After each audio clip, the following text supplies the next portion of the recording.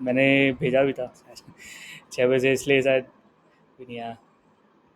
जब बैच में तो मैक्सिमम फ्रेशर बंदे ही हैं ना, लाइक कोई पहले से जॉब में भी है क्या?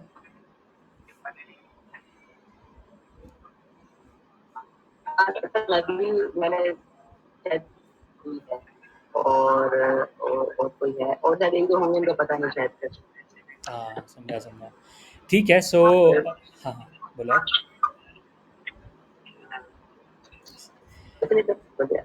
यस, ठीक है। 2 मिनट देख लेते हैं, ठीक है, अदरवाइज स्टार्ट करते हैं अपन। ओके। सो लास्ट क्लास में आप नहीं थे, मैं एक बार रिवाइज करा देता हूँ, ठीक है, देन सबको ही आएगा तो। कैसे कैसे?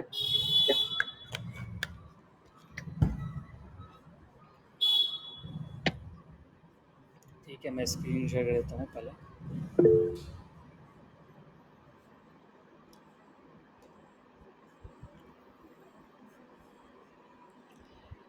ठीक है, सो इवेंट लूप में हमने पढ़ा था, लाइक सिंक्रोनस और एसिंक्रोनस के बारे में हमने पढ़ा। हमने कहा कि the code which is like executed synchronously, मतलब लाइन बाय लाइन एग्जीक्यूट हो रहा है। वैसे तो सारी जावास्क्रिप्ट के सारे code line by line execute होते हैं, बट पॉइंट ये था इवेंट लूप का कि कुछ फंक्शंस जो हैं, those are potential blocking operation. Potential blocking operation से क्या मतलब है हमारा? तो अगर हम नॉट इवेंट्स में नहीं, इसको इवेंट लूप देखते हैं, ठीक है, अदरवाइज इसी को देखते हैं। तो पॉइंट ये था कि अगर हम सेट टाइम आउट को देखें, तो आई एम सेइंग दैट कि जो भी कोड है वो लाइन बाय लाइन एग्जीक्यूट होता है, बट द कैच इज, अगर सेट टाइम आउट की बात करें तो that is holding a time, उसमें टाइमर होता है, इससे पहले वो फंक्शन को रन नहीं करेगा। Now if my code waits for set time out, तो फिर you can get the idea कि अगर 10 सेकंड का टाइम आउट, तो इसका मतलब कि हमारा स्क्रिप्ट 10 सेकंड के लिए ब्लॉक रहेगा। बट ऐसा होता नहीं है, ठीक है, ऐसा होता नहीं है, बिकॉज जावास्क्रिप्ट को पता है कि this set time out is a async operation, एक एसिंक्रोनस ऑपरेशन है। एसिंक्रोनस ऑपरेशन वो होते हैं जो पोटेंशियल ब्लॉकिंग होते हैं। पोटेंशियल ब्लॉकिंग मतलब कि जो कोड को ब्लॉक करेंगे। एक तो सेट टाइम आउट हो गया, दूसरा सेट इंटरवल हो गया। और एग्जांपल्स में आपका नेटवर्क रिक्वेस्ट हो सकता है, जैसे कि हम कोई रिसोर्स मंगा रहे हैं किसी सर्वर से, तो हमें पता नहीं है कि वो कितने देर में आएगा। वो पूरे नेटवर्क की स्पीड पे डिपेंड करता है, और कैसे सर्वर ऑर्गेनाइज है उस पर डिपेंड करता है, जो भी क्लाइंट सर्वर आर्किटेक्चर है उस पर डिपेंड करता है। That is being a asynchronous task, तो हम उसके लिए वेट नहीं कर सकते, उसके लिए अपनी स्क्रिप्ट्स को ब्लॉक नहीं कर सकते। तो उस तरह के फंक्शन जो ब्लॉकिंग होते हैं उनको हम एसिंक्रोनस हमने कहा था, ठीक है। और फिर हमने इवेंट लूप की बात करी थी। हमने ये भी कहा कि अ, जितने भी फंक्शंस हैं हमारे पास, जो भी फंक्शंस एसिंक्रोनस है, वो सारे कॉल बैक रखते हैं अपने पास में। कॉल बैक रखने का मतलब कि अगर आप देखोगे तो सेट टाइम आउट में एक फंक्शन होता है जो कि तब एग्जीक्यूट होता है जब वो टाइमर खत्म हो जाए। तो जितने भी एसिंक ऑपरेशन है उनके पास एक कॉल बैक होता है। वो कॉल बैक डिनोट करता है कि ऑपरेशन जो है वो एंड हो चुका है। जैसे कि हमारा ऐड इवेंट लिसनर था, तो ऐड इवेंट लिसनर पे भी कॉल बैक होता है। तो जितने एसिंक टास्क हैं सारे कॉल बैक स्टोर करते हैं। बट पॉइंट ये था, अच्छा, एक्स एच आर हमने देखा था ना। एक्स आर आपको पता है कैसे फंक्शन करता है? कैसे ठीक है, कैसे आपको पढ़ाया? लाइक तो एक बार एक्स एच आर को देखते हैं। तो उसमें हमने डिस्कस करी थी कॉल बैक हेल के बारे में। आप बता पाओगे कॉल बैक हेल क्या था?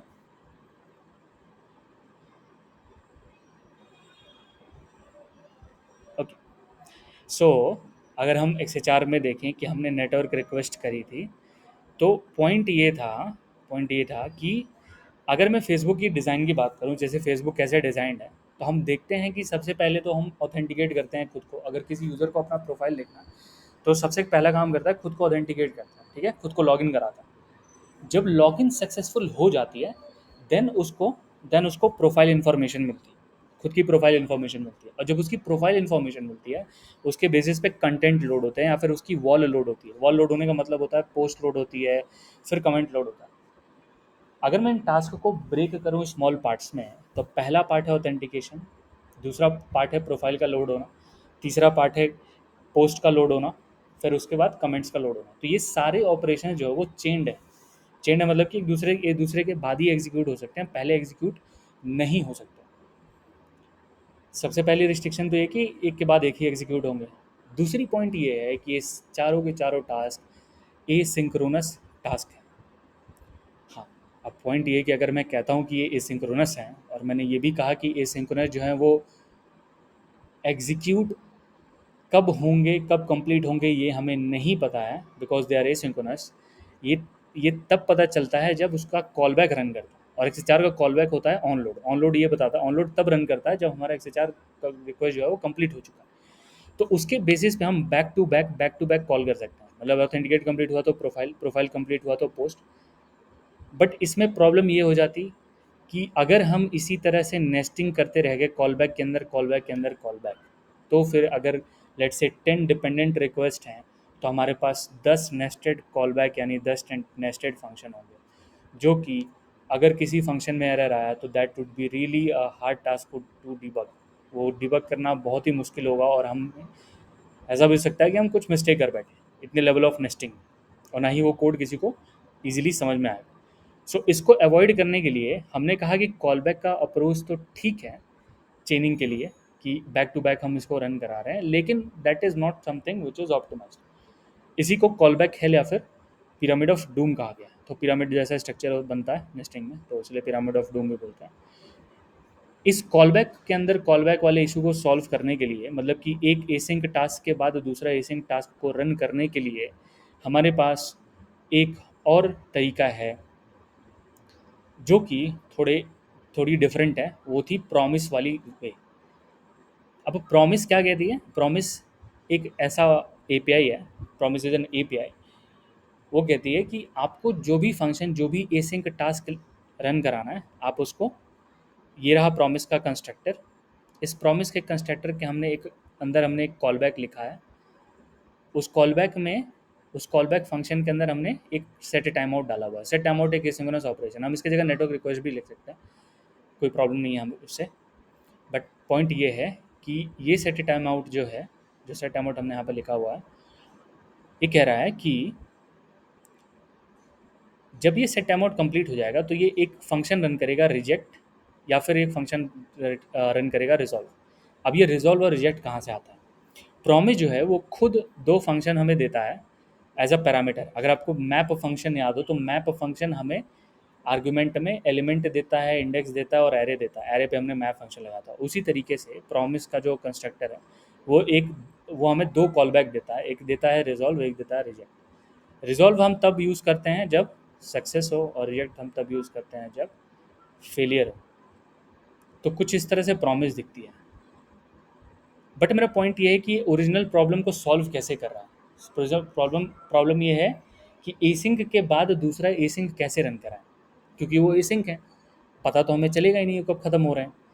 तो उसकी चेनिंग में कैसे मदद करता है? एक तो तरीका है कि कॉलबैक के अंदर कॉलबैक लिखें, कॉलबैक के अंदर ही पूरा दूसरा फंक्शन लिखें, उसके अंदर फिर पूरा दूसरा फंक्शन लिखें, या फिर प्रॉमिस कहता है आपको जो फंक्शन रन करानी है आप यहाँ पे लिख दो, जो रिजल्ट आपको शेयर कर रहा है। लेट्स से अगर मैं फेसबुक लॉगिन की बात करूँ, तो जब आप लॉगिन करते हो तो सर्वर से कुछ इन्फॉर्मेशन आती होगी कि यूज़र सही है या फिर यूज़र गलत है। अगर यूज़र सही है तो यूज़र का डेटा आता होगा, फ़ोटो आती होगी, नाम आता होगा। तो फ़ोटो जो नाम आता है उसके बेसिस पे अगला प्रोफाइल लोड होता है, उस प्रोफाइल के बेसिस पे कमेंट लोड होता है। तो जो डेटा आपको मिलेगी कॉल बैक में, वही सेम डेटा आप रिजॉल्व के अंदर यहाँ पे मैंने पास कराई है। ठीक है, तो रिजॉल्व के अंदर आप वो रिस्पॉन्स भेज सकते हो। फिर भी ये काम कैसे कर रहा है? तो काम वो कुछ इस तरह से करता है। जो प्रॉमिस ऑब्जेक्ट होती है हमारे पास, उस पे दो फंक्शन होते हैं, एक होता है डॉट देन, दूसरा होता है डॉट कैच। यूजुअली तीन एक और होती है जो फाइनली है। ठीक है, तो प्रॉमिस के ऊपर एक डॉट देन है। ठीक है, अब इस ये डॉट देन ये करता है कि जब तक प्रॉमिस ख़त्म ना हो, डॉट देन इसका इंतज़ार करता रहता है। जब तक प्रॉमिस ख़त्म नहीं होती है तब तक डॉट देन जो है वो इंतज़ार करता है। तो इससे क्या होगा? इससे ये होगा कि अगर ये एसिंग टास्क है तो हम डॉट देन के अंदर दूसरा टास्क लिख सकते हैं। मतलब कि एक एसिंग टास्क के कॉलबैक के अंदर लिखने की जगह हम इसको डॉट देन के अंदर लिख सकते हैं। हम कहेंगे डॉट देन के अंदर लिखेंगे, क्योंकि डॉट देन तभी चलेगा जब हमारा प्रॉमिस ख़त्म हो जाएगा। तो हमने कॉलबैक की इशू को कुछ इस तरह से सॉल्व किया था। कॉलबैक के अंदर कॉलबैक लिखने की जगह डॉट देन के अंदर हम वो कॉल बैक लिखते हैं। और हम डॉट देन के बाद हम ढेर सारा डॉट देन लिख सकते हैं और उसके अंदर हम फंक्शंस भी लिख सकते हैं। तो कॉल बैक की इशू सॉल्व करने के लिए हमारे पास जो भी कॉल बैक की इशूज़ थी उसको सॉल्व करने के लिए हमने प्रॉमिस देखा था। तो कह तो रहे थे कि लाइक XHR से जो रिस्पॉन्स आया वो रिस्पॉन्स शेयर कर रहे हैं, तो कुछ रिजॉल्व के अंदर जो भी लिखते हैं वो रिस्पॉन्स ही होता है जो कि हम डॉट देन को शेयर कर सकते हैं। और रिजेक्ट के अंदर हमें जो एरर मिलेगा हम एरर में ऐसे शेयर कर सकते हैं और हमें एरर जो है वो कैच में मिल जाएगा। और फाइनली एक आपको पता है लाइक फाइनली का क्या काम है, लाइक इधर वो कैच हो चाहे डॉट देन हो वो ओवर करेगा ही करेगा। तो कुछ ये हमने लास्ट सेशन में देखी थी। फिर हमारे पास एक गेट इमेज नाम का एक फंक्शन बनाया था हमने हमने कहा था कि ठीक है, अच्छा प्रॉमिस तो हमने पढ़ी थी कि प्रॉमिस के अंदर कॉल बैक जाता है, कॉल बैक के अंदर रिजॉल्व और रिजेक्ट, प्रॉमिस जो है वो दो कॉल बैक खुद भेजता है, जैसे मैप फंक्शन के अंदर एलिमेंट भेजता है एरे से उठा के। बट पॉइंट ये था कि हमने एक बटन बनाया था गेट इमेज नाम का, एंड वी सेड दैट कि जैसे ही बटन पे क्लिक होगा गेट इमेज जो है वो कॉल हो जाएगा, और जैसे ही गेट इमेज कॉल हो जाएगा तो गेट इमेज के बेस पे हम एक फंक्शन रन करा रहे हैं, वो है fetch API. Fetch API internally x H R के ऊपर रैपर ही है, अंदर से वो एक्स एच आर ही है, बट प्रॉमिस बेस्ड है। प्रॉमिस बेस्ड फंक्शन हमने खुद का भी प्रॉमिस बेस्ड फंक्शन बनाया था अगर आपको याद हो, तो this was the last session हमने कुछ इस तरह का फंक्शन लिखा था कि एक ऐसा ऐड फंक्शन है जो कि खुद प्रॉमिस रिटर्न करता है, कुछ कर नहीं रहा है, बस ये ऐड करके रिजॉल्व में भेज दे रहा है। तो हम चाहते हैं कि जब ये ऐड हो जाए तो ही रिजल्ट जो है वो प्रिंट हो, तो हमने रिजॉल्व के अंदर ऐड करके भेज दिया। अब डॉट देन जो है वो चल रहा है। हम इसको डिले ऐड बोल सकते हैं और सेट सेट टाइम आउट लगा सकते हो, तो जब सेट टाइम आउट खत्म होगा तभी हमें रिजल्ट मिलेगा, तो हम कुछ ऐसा कर सकते हैं। एंड इनसे इनसे प्रॉफिट ये है कि प्रॉमिस खुद एसिंक्रोनस है, और क्योंकि हमें एसिंक्रोनस का आधा पता नहीं है like when they will be resolve, then dot then हमारी हेल्प करता है। डॉट देन कहता है कि मैं तो इसके बाद ही चलूँगा, कुछ भी हो जाए, अगर ये 100 सेकंड भी वेट करेगा तो भी डॉट देन वेट करेगा। तो that is the good thing, और हम डॉट देन की चेनिंग कर सकते हैं बैक टू बैक। तो ये पॉइंट था। अब कुछ इसी तरीके से जावास्क्रिप्ट ने खुद के प्रॉमिस बेस्ड मेथड इंटरनली लिखे हुए हैं, जिनमें से एक है फेच। अंदर से ये प्रॉमिस रिटर्न करता है। अगर आप देखोगे तो यहाँ पे प्रॉमिस में आपको ऐसे रिस्पॉन्स का इंटरफेस लिखा हुआ है, यहाँ पे रिस्पॉन्स लिखा हुआ है, ठीक है, प्रॉमिस के अंदर, जैसे हमारा ऐड फंक्शन था। तो इसको सिर्फ यूआरएल चाहिए, सो इनपुट इज़ द यूआरएल, और जो भी यूआरएल इसको मिलती है, और इसके अंदर इसने जो भी रिस्पॉन्स ये रिटर्न करता है आपको रिस्पॉन्स में मिल जाएगा, और रिस्पॉन्स डॉट जेसन जो है वो आप रिटर्न कर सकते हो। ये जेसन मेथड खुद भी एक प्रॉमिस रिटर्न करता है, ठीक है। तो आप देख सकते हो यहाँ पे प्रॉमिस रिटर्न हो रही है। तो ये प्रॉमिस खत्म होने के बाद ही ये वाली प्रॉमिस चलेगी, और फाइनली आपको जो रिस्पॉन्स में मिल रहा होगा आप उसको एलिमेंट के सोर्स एट्रीब्यूट में इस्तेमाल कर सकते हो। तो कुछ ये आइडिया था।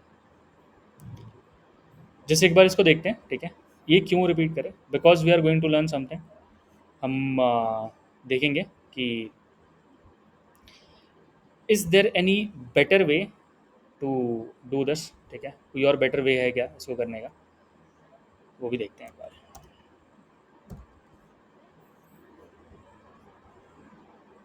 लाइक प्रॉमिस तो ठीक है, dot then dot dot catch ये भी है, बट ठीक है, एक और बेटर वे देखते हैं जो कि हमें थोड़ा फेमिलियर लगे और हमें हमेशा होगा, so we can see that हमारा कोड स्टिल वर्क कर रहा है।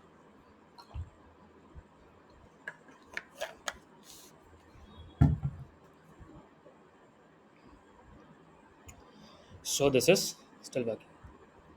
This makes us to come to another topic.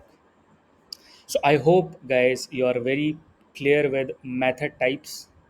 REST API will discuss, ठीक है, what is REST API, JSON के बारे में आपको आइडिया है, HTTP protocol, okay, I guess we have discuss these, client server connection कैसे सेटअप होती है वो भी हमने देखा था, फेच एपीआई हमने देखी, there something called as response code.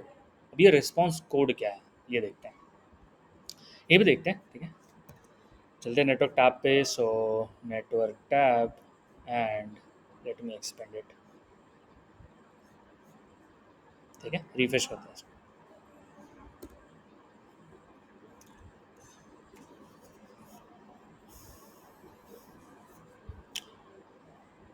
जो आप ये स्टेटस देख रहे हो ना यहाँ पे, कहीं पे 200 है, कहीं पे 204 है, ठीक है, जो जो नहीं चले हैं वो 400 है, या फिर आपने 403 स्टेटस कोड भी देखा होगा किसी वेबसाइट पे। हैव एनीवन सीन 403 फॉरबिडन ऐसा कुछ? किसी ने देखा है क्या? Yes sir. ओके, ठीक है, so yes sir. Yup yup. तो जैसे लोकल होस्ट पे अभी कॉल करते हैं तो लोकल हम्म, होस्ट पे अगर रन नहीं कर रहे होते हैं तो 403 आता है। Yes yes yes.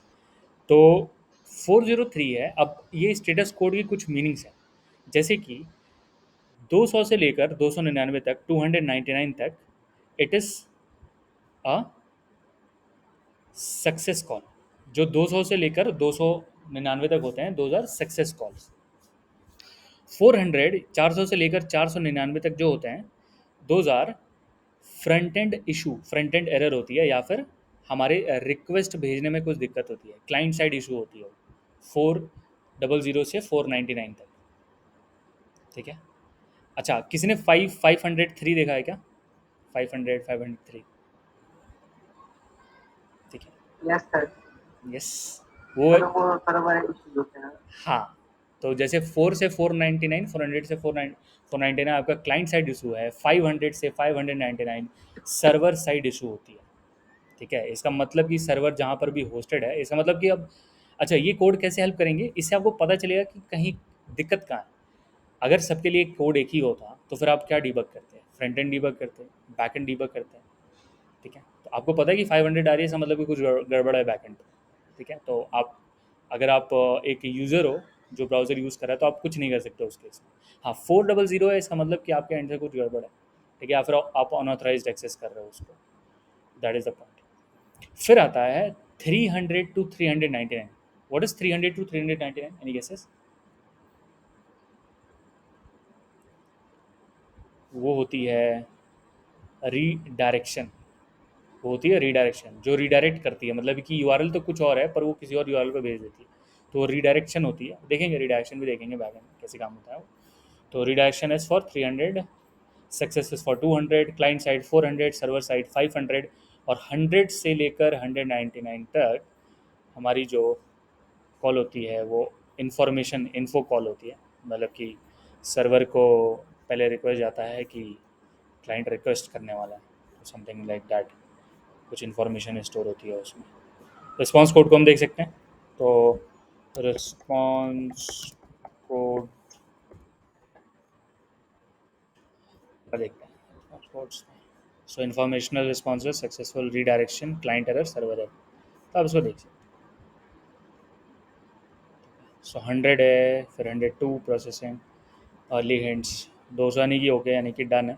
सर इन एरर्स के अकॉर्डिंग हम चेक करते हैं क्या कि किस चीज में एरर है? तो यस, बिल्कुल। तो हम जब बैकएंड अपने क्रिएट कोड करेंगे को ना, सर एरर्स के अकॉर्डिंग चेक करते हैं। Yes yes yes. सो अगर 500 एरर आ रहा होगा, क्या निखिल? ओके, ठीक है। सो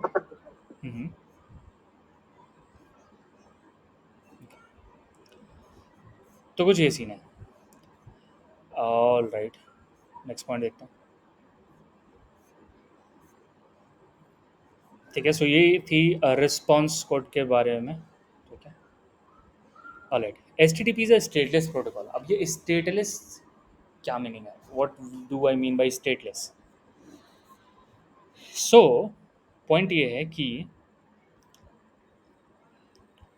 पॉइंट ये है कि जब जब भी एच की रिक्वेस्ट जाती है ना, जब भी कोई रिक्वेस्ट जाती है यहाँ पे, लाइक बैकएंड पे जो भी कोई रिक्वेस्ट जाएगी, कोई भी रिक्वेस्ट जाती है, तो उस रिक्वेस्ट के पास सारी इन्फॉर्मेशन होती है। सारी इन्फॉर्मेशन मतलब कि वो क्लाइंट के बारे में सारा इन्फॉर्मेशन स्टोर करके रखता है। मतलब कि ऐसा नहीं हो सकता कि जब ये रिक्वेस्ट गई थी, बाइंड नाम की जो भी रिक्वेस्ट गई थी, अगर आप देखोगे ध्यान से तो रिक्वेस्ट यूआरएल में ही ढेर सारी, एक तो पहले रिक्वेस्ट यूआरएल ही ढेर सारी है, पूरी बड़ी सी यूआरएल जा रही है। दूसरे में आपको रिस्पॉन्स हेडर जो नहीं देखना बिकॉज ये सर्वर से रिलेटेड है, हाँ आपको रिक्वेस्ट हेडर्स देखने हैं। हेडर्स मतलब कि इन्फॉर्मेशन, एक्स्ट्रा इन्फॉर्मेशन जो यूआरएल के साथ जाती हैं। तो अगर आपको ध्यान से देखोगे तो आपको सबसे पहले तो डोमेन मिलेगा, किसने भेजा। दूसरा आपको मेथड का नाम मिलेगा। तीसरा आपको पाथ मिलेगा, अब ये पाथ जो है आप यूआरएल में देख सकते हो /d19 और f=1 पे, ठीक है। सो आप ये देख सकता है, आपको इनकोडिंग दिखेगी जो मतलब कि रिस्पॉन्स को, रिक्वेस्ट को बड़ा छोटा करती है, लाइक कंप्रेस करके ले आती है ऑप्टिमाइजेशन में। एक होती है कुकी। सो कुकी में यूज़र की इन्फॉर्मेशन है, ठीक है। यूज़र की इन्फॉर्मेशन स्टोर होती है कि कौन सा यूज़र है, क्यों क्यों यूज़र चाहिए। आप देखो यहाँ पे शेयर का बटन है और मेरा फोटो दिया हुआ है, तो अगर मैं लॉग्ड इन नहीं हूँगा तो मैं जामबोर्ड एक्सेस नहीं कर पाऊँगा, और अगर मैं जामबोर्ड एक्सेस नहीं कर पाऊँगा तो मैं शेयर नहीं कर पाऊँगा, लिख नहीं पाऊँगा, ठीक है। ताकि गूगल को पता कैसे चलेगा कि एडिट एक्सेस है कि व्यू एक्सेस है। तो एक जो रिक्वेस्ट जाती है ना, आप कहोगे कि सर यहाँ तो कुकी जा रही है, तो दूसरी रिक्वेस्ट में कुकी नहीं होनी चाहिए, लेकिन ऐसा नहीं है। जितनी भी रिक्वेस्ट जाएंगी सब पूरी की पूरी इन्फॉर्मेशन लेके जाती हैं, ठीक है, भले वो छोटा सा इमेज ही क्यों ना हो। क्यों होता है ऐसा? क्योंकि एच स्टेटलेस प्रोटोकॉल है। वो कहता है कि मुझे कुछ याद नहीं है, ठीक है, वो कहता है कि मुझे कुछ याद नहीं है। आप जितने बार रिक्वेस्ट करोगे आपको हर बार ऑथराइजेशन कराना पड़ेगा, आपको पूरा इन्फॉर्मेशन भेजना पड़ेगा। ऐसा नहीं हो सकता कि मैंने अभी आईपी एड्रेस भेज दी और दूसरे कॉल में मैं आईपी एड्रेस नहीं भेज रहा हूँ, मैं ऐसा नहीं कर सकता।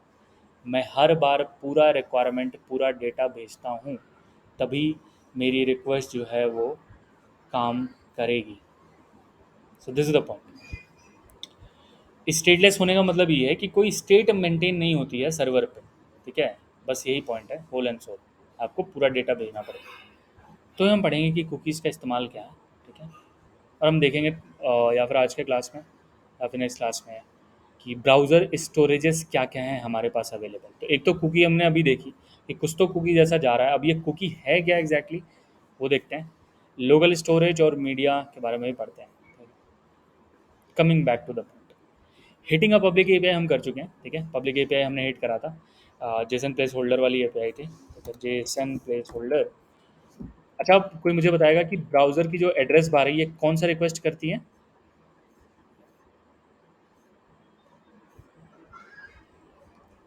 किस टाइप की रिक्वेस्ट करती है गाइस ये? इस लास्ट क्लास में हमने डिस्कस करा था ना। तो गेट रिक्वेस्ट। यस, ये गेट रिक्वेस्ट करती है। भाई गेट ही रिक्वेस्ट करेगी ना, पोस्ट कहाँ से करेगी? पोस्ट में तो इन्फॉर्मेशन देना हमें, तो ये गेट रिक्वेस्ट करती है। तो या तो या तो ब्राउज़र की एड्रेस बार जो है तो वो यूआरएल लेती है और बैकएंड को गेट रिक्वेस्ट आप देख सकते हो, मतलब आप इंस्पेक्ट करके देख सकते हो नेटवर्क्स में, ठीक है। मैं नेटवर्क खोल ही लेता हूँ, ठीक है। तो अगर आप देखोगे यहाँ पे मैं जैसे हिट करूँगा, देखो ये तो ब्राउज़र ने रिक्वेस्ट करी। अच्छा, आप देखो यहाँ पे कुछ हो रहा है। सो 304 ही है। 304 मतलब कि ये कौन सा रिस्पॉन्स कोड है गाइस? अभी तो हमने देखा। डायरेक्ट। यस, रीडायरेक्शन वाली कॉल है, ठीक है। अब रीडायरेक्ट क्यों कर रहा है? क्योंकि ये है एक रिस्पॉन्स का टाइप क्या है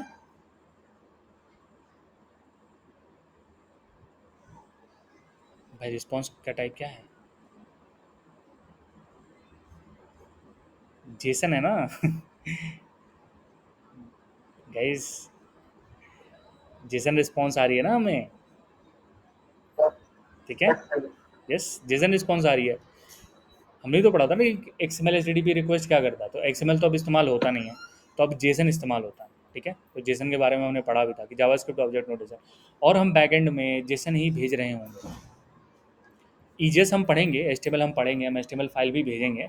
तो फाइल जो है उसकी टाइप होती है doc type, DOC document type होती है। फेच एक्सएचआर जो होती है वो भेजती है जेसन, जो कि यहाँ पर है नहीं। जेस फाइल, सीएसएस फाइल भी आती है डाउनलोड होके। ये सारी, ये लगभग लगभग हमने सारी कर चुकी हैं। इमेज हमने लोड करा हुआ है, मीडिया हमने वीडियो नहीं लोड कराया, फॉन्ट हम लोड कराने हैं, डॉक हमने दिखा अभी डॉक्यूमेंट। वेब वेब सॉकेट है, वेब सॉकेट हम देखेंगे जब चैट इंजन बनाएंगे अपना खुद का। ये वेब असेंबली हमारे काम का नहीं है, मैनिफेस्ट हमारे काम का नहीं है, अदर्स में हमने देखा नहीं, और ब्लॉक कुकीज़, ठीक है। तो ये कुछ चीज़ें हैं यहाँ पे, सारा जो है मीडिया टाइप यहाँ पे लिखा हुआ है कि किस किस तरह का डेटा हमें बैकएंड से मिल सकता है। टेंशन की बात नहीं है, सारा का सारा ही डेटा ही स्ट्रिंग में आता है, ठीक है। हमने पहले भी देखा था कि स्ट्रिंग में ही डेटा आता है, क्योंकि स्ट्रिंग क्या होते हैं गाइस? स्ट्रिंग क्या होते हैं? इम्यूटेबल। हार्मलेस होते हैं, राइट, सेफ होते हैं, वो नुकसान नहीं पहुंचा सकते, ठीक है भाई। हाँ, इन बहुत सही, मतलब कि बहुत सही रिस्पॉन्स है, ठीक है। आप इम्यूटेबल है, और हार्मलेस भी है, राइट? अगर मैं फंक्शन भेज दूँ और इन्फिनाइट लूप लिख दूँ और आपने खुशी खुशी उसको पार्स कर दिया अपने सिस्टम में, और उसमें सिर्फ फॉर लूप लिखी हुई है, और फॉर लूप में एक एरे है, और वो डायनेमिक एरे है जो कि हर 1 सेकंड के बाद अपने साइज़ को 100 इंटू मल्टीप्लाई करता है। तो हो सकता है कि 1-2 मिनट में आपको अपना सिस्टम स्विच ऑफ करना पड़ेगा क्योंकि हैंग हो जाएगा। सो हम डेटा को स्ट्रिंग में भेजते हैं, ठीक है? मतलब आप किसी को भेजना मत। बहुत ही सिंपल सा वायरस है। क्रिएट, आप एक फाइल में एक स्क्रिप्ट लिख दो, उस स्क्रिप्ट में लिख दो कि वो हर सेकंड पे एक एरे बना रहा है, और एरे कहाँ बनेगा? रैम में बनेगा। रैम भर जाएगी, सिस्टम बंद होगा, ठीक है? ठीक है, यहाँ पे आते हैं। काफ़ी अच्छा कोड देखा हमने। So next part, authenticated API. तो नासा वाली एपीआई ऑथेंटिकेटेड है क्योंकि इसके अंदर एक है एपीआई की। यू सी दिस एपीआई की। सो एपीआई की क्या बताती है? अभी मैंने कहा कि एच है स्टेटलेस प्रोटोकॉल, तो मुझे बताना पड़ेगा कि मैं कौन सा यूज़र हूँ। तो बताने का तरीका क्या है? तो नासा नासा वाली जो एपीआई वो कहती है कि भाई तुम एपीआई की भेजो, अपने सिस्टम में चेक करेंगे कि एपीआई की सही है कि नहीं। अगर तुम सही में रजिस्टर्ड यूज़र हो तो ही एक्सेस कर पाओगे, नहीं तो आप एक्सेस नहीं कर पाओगे। तो ये इसका मतलब होता है ऑथेंटिकेटेड एपीआई, और जो कि हमें बताता है स्टेटलेस प्रोटोकॉल के बारे में। एक अच्छा सा एग्जांपल है स्टेटलेस प्रोटोकॉल का कि H T T P is stateless protocol. कुछ भी सेव नहीं होता है, आपको हर बार पूरा डेटा भेजना पड़ेगा, ठीक है? प्रॉमिस के बारे में हमने पढ़ा कि पेंडिंग स्टेट है, सेटल्ड स्टेट है, ठीक है? और सेटल्ड स्टेट है, ठीक है? सेटल्ड में भी दो दो पार्ट्स हैं, रिजॉल्व होगा तो फुलफिल, रिजेक्ट होगा तो रिजेक्टेड। कुछ प्रॉमिस के मेथड्स हैं, जैसे है ऑल है, रेस है, ऑल सेटल्ड है, एनी है, रिजॉल्व है, रिजेक्ट है। कुछ मेथड्स तो डायरेक्टली इंटरव्यू ने पूछ ही लिए थे, बट लकीली मैंने फिर से पढ़ के रखा हुआ था, बिकॉज पता नहीं, लोग ऐसे ही पढ़ा था, but yes. So you can see promise चेनिंग, ठीक है? ये लिंक मैंने ऑलरेडी अटैच करी हुई है, javascript.info। बहुत सही है, आप इसको एक बार देख सकते हो, ठीक है?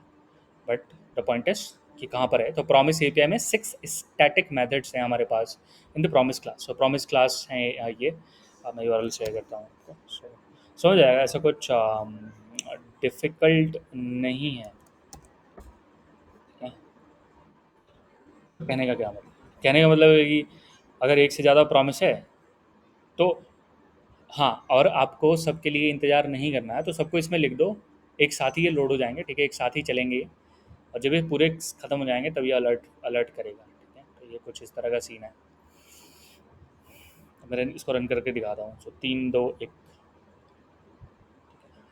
ओके। सो ओके, सो 1 2 3, और आपको अलर्ट के अंदर सो मिल गया। तो रिजॉल्व में आपको इस चाहिए, तो प्रॉमिस डॉट एक से ज़्यादा प्रोमिस को रन कराना, मतलब कि आप सारे प्रोमिस के रन करने के लाइक ख़त्म होने के वेट कर रहे हो, ठीक है? तो प्रॉमिस डॉट ऑल करते हो। जस्ट मैं थोड़ा सा ऊपर ऊपर से बताता हूँ, and you have to figure it out, ठीक है? आप इसको फिगर आउट करो, ठीक है? एक तो हो गया ऑल, दूसरा है ऑल सेटल्ड।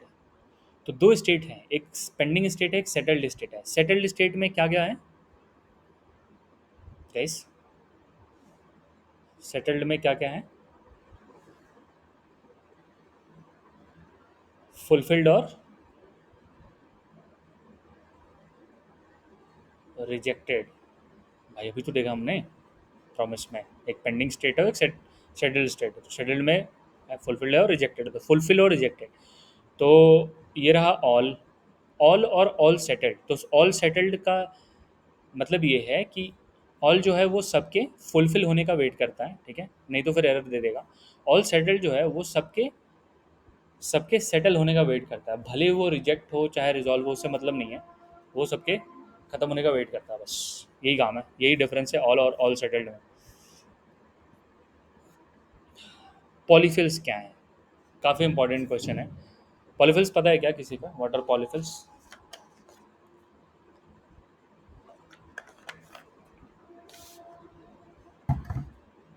अब हुआ ये कि ईएस जो है, ECMAScript जो है, तो जितने डेवलपर्स थे सबने बैक टू बैक ढेर सारे वर्जन्स लॉन्च करने चालू करें, बट प्रॉब्लम ये था कि अब ब्राउज़र्स को वर्जन को सपोर्ट करना। अब क्या दिक्कत है, तो दिक्कत ये है कि जो पुराने ब्राउज़र्स हैं, जो भी पुराने वर्जन्स के ब्राउज़र हैं, अब लेट्स से प्रॉमिस ES5 में आया, ठीक है, प्रॉमिस ES5 में आया, इशू ये हो गई कि वो पुराने ब्राउज़र अब सपोर्ट कर रहे हैं, तो पुराने ब्राउज़र जब सपोर्ट नहीं करते हैं तो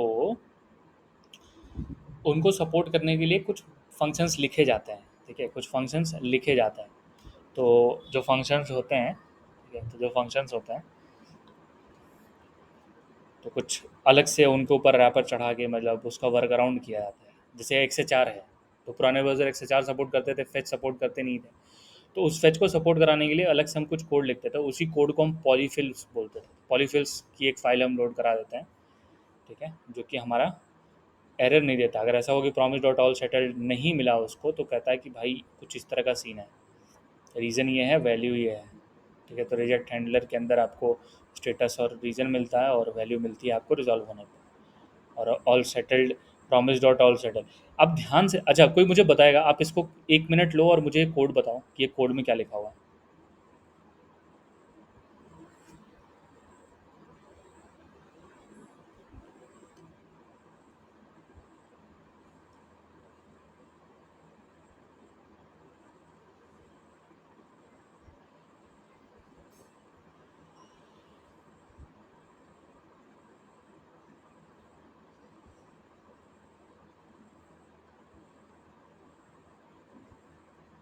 ओके, कोई बताएगा क्या हमें आइडिया मिला इससे,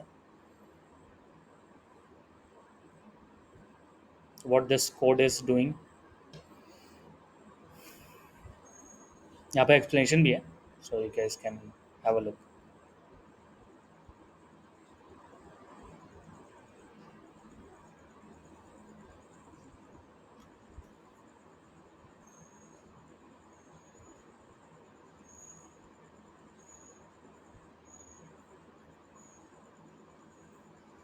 ठीक है, एक बार देखते हैं क्या कह रहा है ये। सो जब भी कोई प्रॉमिस जो है, जब भी कोई प्रॉमिस जो है वो जब रिज़ॉल्व होती है, ठीक है, जब वो रिज़ॉल्व हो जाती है तो दो चीज़ रिटर्न करती है, एक स्टेटस रिटर्न करती है, दूसरी वैल्यू फेंकती है। और जब रिजेक्ट होती है तो फिर वो, जब वो रिजेक्ट होती है तो फिर वो स्टेटस में रिजेक्टेड फेंकती है और रीज़न फेंकती है कि वाई इट वाज रिजेक्टेड। तो ये दो चीज़ें, तो एक तो स्टेटस में रिजेक्टेड फेंकती है, दूसरा रीज़न, और फिर फुलफिल्ड या फिर वैल्यू। सो ये चीज़ें हैं। तो ये कह रहा है कि अगर प्रॉमिस डॉट ऑल सेटल हमें नहीं मिला, मतलब इस तरह का, अगर लेट्स से कि जावास्क्रिप्ट में प्रॉमिस है, ठीक है, बट ऑल सेटल नहीं है उसके पास, तो प्रॉमिस डॉट ऑल, अगर ऑल सेटल नहीं हुआ तो promise dot all settle undefined देगा। अनडिफाइंड के आगे नॉट लगा हुआ है, तो फिर इफ़ ब्लॉक में हमारा कोड आ जाएगा। जब इफ़ ब्लॉक में आएगा तो हमने कुछ एक्स्ट्रा नहीं करा है, हम अगर ध्यान से देखें ना तो हम खुद से इस चीज़ को बनाने की कोशिश कर रहे हैं, ज़्यादा से ज़्यादा बस यही कर रहे हैं हम यहाँ पे। हमने कहा कि एक रिजेक्ट नाम का फंक्शन बना दो जिसको पैरामीटर में रीज़न मिलेगा और जो कि एक ऑब्जेक्ट रिटर्न करेगा। हमने कहा एक रिजॉल्व नाम का फंक्शन बना दो जिसको वैल्यू मिलेगी और वो वैल्यू और स्टेटस रिटर्न करेगा, बस यही कर रहे हैं। तीसरा, क्योंकि प्रॉमिस ऑल सेटल्ड अनडिफाइंड होगा तो ही चलेगा, तो अब उसको डिफाइन करने के लिए प्रॉमिस डॉट ऑल सेटल्ड बराबर एक फंक्शन हमने बनाया, और इस फंक्शन के अंदर हमने लिखा एक प्रॉमिस, और प्रॉमिस के अंदर है एक एरे। ये कह रहा है कि प्रॉमिस डॉट ऑल सेटल एक फंक्शन है जिसकी पैरामीटर में अगर ढेर सारी प्रोमिसेस की एरे भेजी जाती है तो वो क्या करेगा, एक कन्वर्टेड प्रॉमिस बनाएगा। कन्वर्टेड प्रॉमिस मतलब कि प्रोमिसेस, ये चूंकि एरे है तो मैप तो इस पर काम करेगा, और हर एलिमेंट पे ये एक रिजॉल्व मेथड जोड़ेगा और डॉट देन रन कराएगा। एक रिजॉल्व मेथड जोड़ेगा और डॉट देन रन कराएगा। डॉट देन के अंदर इसने रिजॉल्व और रिजेक्ट हैंडलर लिखा हुआ है। तो ये हर बार प्रॉमिस डॉट रिजॉल्व, ठीक है, और इसको रिजॉल्व करा दे रहा, और डॉट देन में रिजेक्ट और रिजॉल्व हैंडलर इसने लिखा हुआ है, ठीक है, और ये प्रॉमिस डॉट ऑल को रिटर्न कर दे रहा है। तो प्रॉमिस डॉट ऑल में ये इसने कन्वर्टेड प्रॉमिस को रिटर्न कर दिया। इसका मतलब ये है कि अगर ऑल सेटल्ड काम नहीं करता है तो फिर हम उसको बनाने की कोशिश करते हैं। तो सिर्फ आप ये भी समझ सकते हो कि जो फंक्शंस अवेलेबल नहीं होती हैं उनको हम कुछ आइडिया देने की कोशिश करते हैं। अब ये प्रोमिसेस की एरे कहाँ से मिलेगी? तो ये रही सारी यूआरएल्स, ये यूआरएल्स हैं ढेर सारी यहाँ पर। तो आपको मालूम कि सब पे फेच फेच कॉल करना है, तो सारी की सारी प्रॉमिस है। ठीक है, तो कुछ इसी तरह से आपको यहाँ पे यूआरएल्स मिल जाएंगी। ठीक है, आप एक बार इसको देखना। ठीक है, रेस क्या है? सो रेस कहता है कि कोई भी एक चलेगा तो काम हो जाएगा। ठीक है, तो कोई भी एक चलना चाहिए बस। ठीक है, सब चलने की जरूरत नहीं है। ऑल क्या करता है? सबके रिजॉल्व होने का वेट करता है। ऑल सेटल्ड क्या कर रहा है? सबके या तो रिजॉल्व या तो रिजेक्ट होने का वेट कर रहा है। रेस क्या कह रहा है? कोई एक भी चल जाए। नाम से ही क्लियर हो रहा होगा कि रेस क्या है। एनी का मतलब क्या है कि एनी का मतलब ये है कि कोई भी या तो रिजॉल्व हो जाए या तो रिजेक्ट हो जाए। ठीक है, तो ये रिजॉल्व अगर जानबूझ के रिजॉल्व भी कराना है तो ये, और जानबूझ के रिजेक्ट कराना है तो ये। ठीक है, एक बार आप इसको देखना। ठीक है, थोड़ा सा टाइम ले लो, बट ठीक है। ओके, आगे बढ़ते हैं। So things we have already discuss is call back function हमने देखा है। और हमने ये भी देखा कि जावास्क्रिप्ट जो है वो एक सिंगल थ्रेडेड लैंग्वेज है, जो कि एक बार में एक ही फंक्शन रन करता है, and that handle sensing task call back की सहायता से वो हैंडल करता है, और कॉल बैक को वो कॉल बैक क्यू में वेट कराता है। क्योंकि एक बार में एक ही काम करेगा तो सारे के सारे जो एसिंक हैं वो कॉल बैक में इंतजार करते रहते हैं। जब तक स्टैक ख़त्म नहीं होता, एम्प्टी नहीं होता, तब तक कॉल बैक लोड नहीं होगा। इसी कारण से सेट टाइम आउट अपने टाइम के अकॉर्डिंग और ज़्यादा टाइम लेता है, यानी कि एग्जैक्ट टाइम नहीं लेता, ज़्यादा टाइम लेता है। Dot then dot catch finally खुद खुद भी एसिंक्रोनस होते हैं, यानी कि खुद भी प्रॉमिस रिटर्न करते हैं, और बदले में उनको डॉट देन डॉट कैच को पैरामीटर में क्या मिलता है गाइस?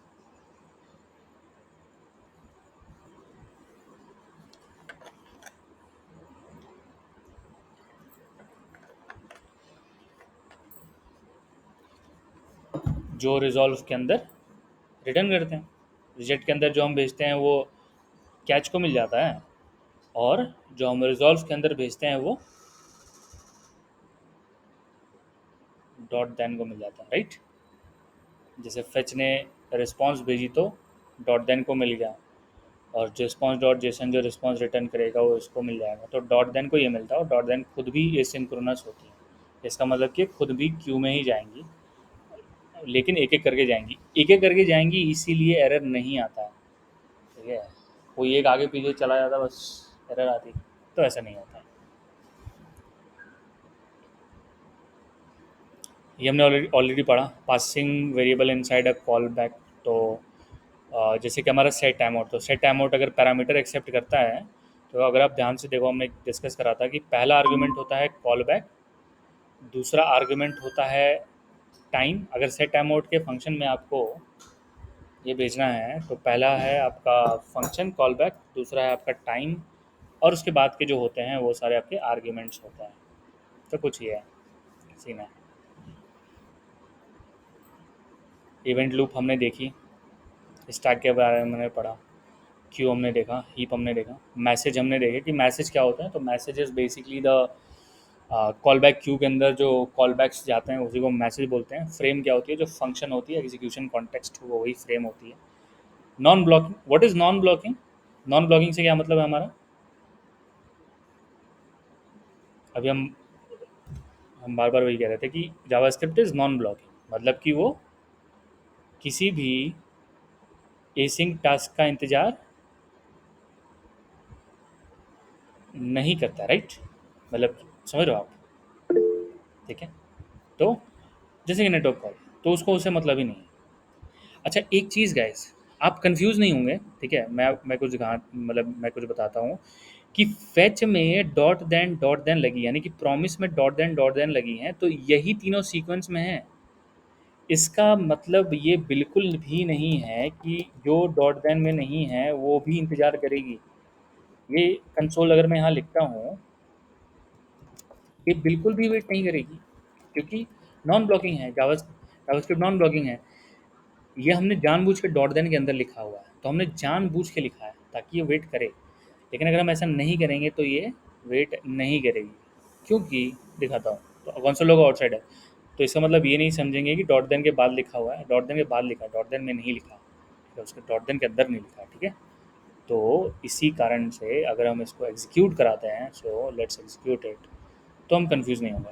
और सिर्फ इस फंक्शन के बाहर भी जो लिखे होंगे वो पहले ही चल जाएंगे, इस फंक्शन के ख़त्म होने का इंतजार नहीं करेंगे। ठीक है, तो हमें ये चीज़ क्लियर करनी पड़ेगी। ऐसा ना हो कि हम प्रॉमिस पढ़ने के बाद ये सोच रहे हैं कि ठीक है, ठीक है मैं अच्छा ये ऑलरेडी चल गई है। ठीक है, तो आउटसाइड प्रॉमिस, तो आपने देखा कि आउटसाइड प्रॉमिस, एक मिनट, एक गेट इमेज वाली आउटसाइड प्रॉमिस है ना। ठीक है, तो ये आउटसाइड है, तो आउटसाइड पहले आई है, फोटो बाद में आई है। ठीक है, तो कुछ ये सीन है। अब ये भी मुझे लग रहा है कि कैशिंग की वजह से इतनी जल्दी आई है, क्योंकि इतनी जल्दी नेटवर्क रिक्वेस्ट खत्म होगी नहीं। ओके, सो ये जस्ट कैश से उठ के आई है। ठीक है, तो मैं इसको हार्ड रीलोड कर देता हूँ ताकि ये कैश से उठ के ना आए। ठीक है, तो मैंने इसकी कैश क्लियर कर दिया। अब देखते हैं, तो डॉट देन सिर्फ प्रॉमिस के खत्म होने का इंतजार करेगा और कोई उसका इंतजार नहीं करेगा। गेट इमेज पे जैसे ही क्लिक किया, आउटसाइड आ गया। अभी आउटसाइड आने के बाद जो है, बहुत देर बाद जाके आपका ये जो है ये आया है। ठीक है, अच्छा गाइस, आपने कुछ ऑब्जर्व किया क्या? ये इमेज की साइज़ देखो, 4.1 MB है, और ये लोड अभी पूरी लोड नहीं हुई है, फिर भी हमारी फ़ोटो जो है थोड़ी थोड़ी आ गई थी। गैस किसी ने नोटिस करा क्या ये? ओके, हाँ, यस सर। ठीक है, तो आपको कुछ दिखाना चाहता हूँ मैं। अगर आप इस इमेज को देखो, ठीक है, ये इस इमेज को देखना अभी। ये इमेज की साइज़ है 4.1, थोड़ी HD इमेज है। मैं इसको वो करता हूँ, ठीक है, मैं इसको क्लियर करता हूँ और मैं दिखाता हूँ आपको कुछ। तो first thing first, let me reload it, और मैं इसको एम्पटी कैश हार्ड रिलोड कर देता हूँ। ठीक है, ठीक है, अब देखते हैं। तो इमेज जो है वो बहुत बड़ी है। ठीक है, गेट इमेज पे क्लिक किया, ये आउटसाइड बाहर थी, ये चल गया। अब नेटवर्क पे देखो आप, ये अभी भी लोड हो रही है, फ़ोटो लोड हो रही है, लेकिन देखो फ़ोटो अभी भी पूरी इमेज लोड नहीं हुई है। ठीक है, लेकिन यहाँ पर जितना भी लोड हुआ है वो हमें शो हो रहा है। इसको हम बोलते हैं, व्हाट डू लाइक, किसी को पता है क्या कि क्या बोलते हैं इसको? व्हाट डू वी से दिस फंक्शन? इसको हम बोलते हैं लेज़ी लोडिंग बोलते हैं इसको हम। ठीक है, ये लेज़ी लोड कर रहा है, मतलब कि so this function is just waiting, is not waiting for the complete image to load। जितनी भी image लोड हुई है, that is it is displaying over here। ठीक है, so this brings us to the other thing. तो ये हमें पता चलता है कि जावास्क्रिप्ट नॉन ब्लॉकिंग, यानी कि किसी एसिंक का टास्क का मैं इंतज़ार नहीं करूँगा, वो अपने आप चलेंगे।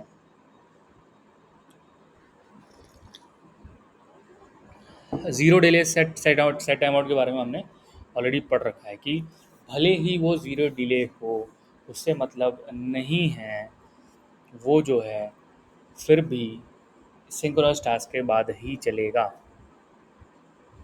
ठीक है, okay, so there is one more thing जो कि हमें पढ़ना है। Did you miss it? I guess yes. So the next thing which we are going to see is, so ये थी फेच जो कि प्रॉमिस बेस्ड है। ठीक है, और हमने प्रोमिस के बारे में पढ़ी। Next topic we are going to study is something called as async await. How many of you know about async await? ठीक है, ऑल राइट, लेट्स सी।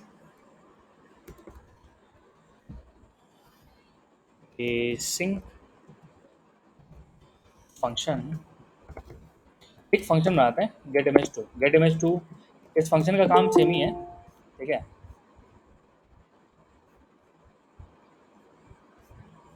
इस फंक्शन का काम सेम है। ठीक है, ये फंक्शन क्या कर रहा है कि एक बटन हमने यहाँ पर बनाई हुई है, और इस बटन क्लिक पे एक एपीआई कॉल होती है, जो सेम हम एपीआई कॉल वही उसी को यूज़ करने जा रहे हैं। तो इस बटन क्लिक पे एपीआई कॉल होगी, और एपीआई कॉल से जो भी हमें डेटा आएगा रिस्पॉन्स में, वो हम इमेज के सोर्स में लगा देंगे और हमें फ़ोटो दिखेगी। ठीक है, तो ये हमारा ऑपरेशन है। ठीक है, कैसे करेंगे देखते हैं इसको, और हम इसको करेंगे एसिंक अवेट की हेल्प से। अब ये एसिंक अवेट क्या है? एसिंक्रोनस टास्क ऐसे टास्क जो कि पोटेंशियल ब्लॉकिंग है, जैसे कि network request. For example fetch API, fetch कहता है कि आपको जो भी रिसोर्सेज चाहिए, आप मुझे यूआरएल सप्लाई करो, I will make the request. So मैं इसको क्या करूँगा, कॉपी करूँगा, and I will supply the URL। मैंने URL सप्लाई कर दिया। इससे पहले हमने प्रॉमिस का इस्तेमाल किया था। वी सेड दैट कि फेच इज अ प्रॉमिस, और जब ये प्रॉमिस खत्म होगी तो डॉट देन और डॉट देन हम करते हैं। But JavaScript people came with something more interesting. इसने कहा कि there is something called as async और there is something called as awaiting. ये कहता है कि await is a keyword.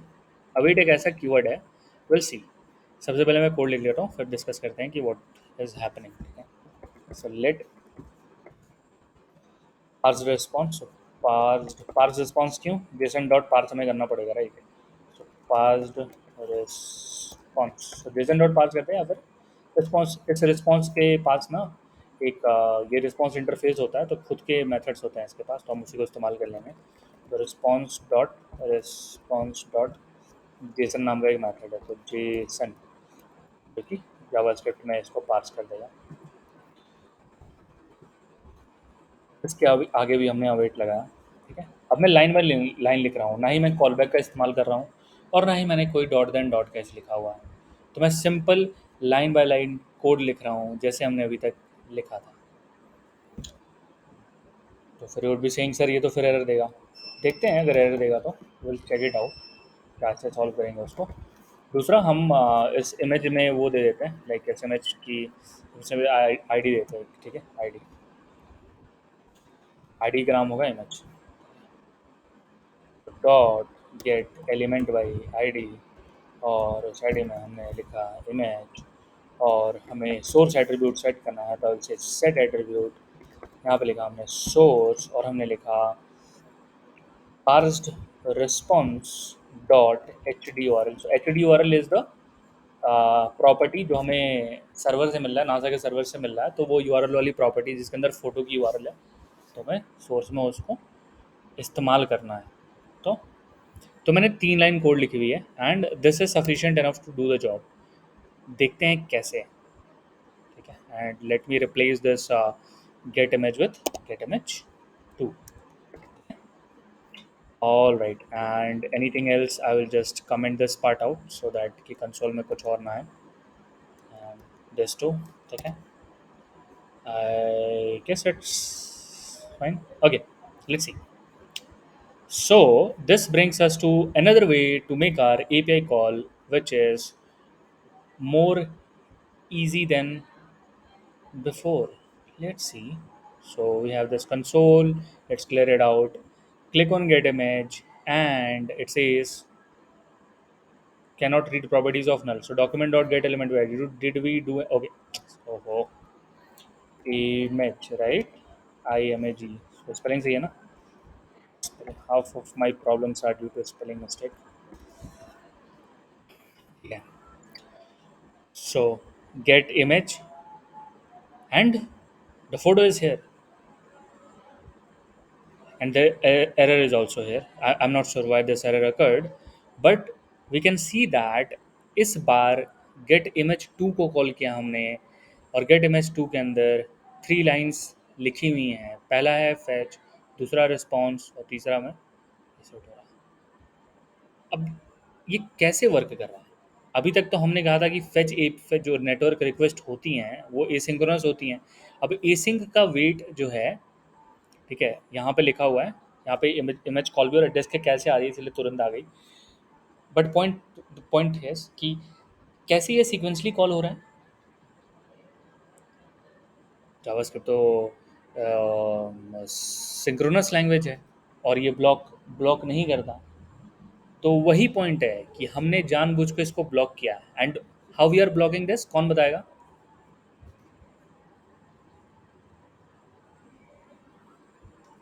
Away yes, यहीं पे तो लिखा हुआ है वेट करना है इसको। तो ये तब तक वेट करेगा जब तक ये प्रॉमिस रिजॉल्व या फिर रिजेक्ट नहीं हो जाता। तो अवेट जो कीवर्ड है वो नाम से ही क्लियर है कि ये वेट करने बोल रहा है। तो जावास्क्रिप्ट जैसे ही इसको देखता है ना, वो कहता है कि अब आगे नहीं जा सकते, अब बस जब तक ये ख़त्म नहीं होता तब तक दूसरा लाइन तो जाऊंगा ही नहीं। तो सेकंड इज द अवेट। अब ये खुद भी एक प्रॉमिस है जेसन वाला मेथड, तो ये कहता है कि भाई ये जब तक खत्म नहीं होगी मैं आगे नहीं जाऊँगा। फिर आती है आपकी तीसरी लाइन, तो इन दोनों के ख़त्म होने के बाद ही ये चलेगा।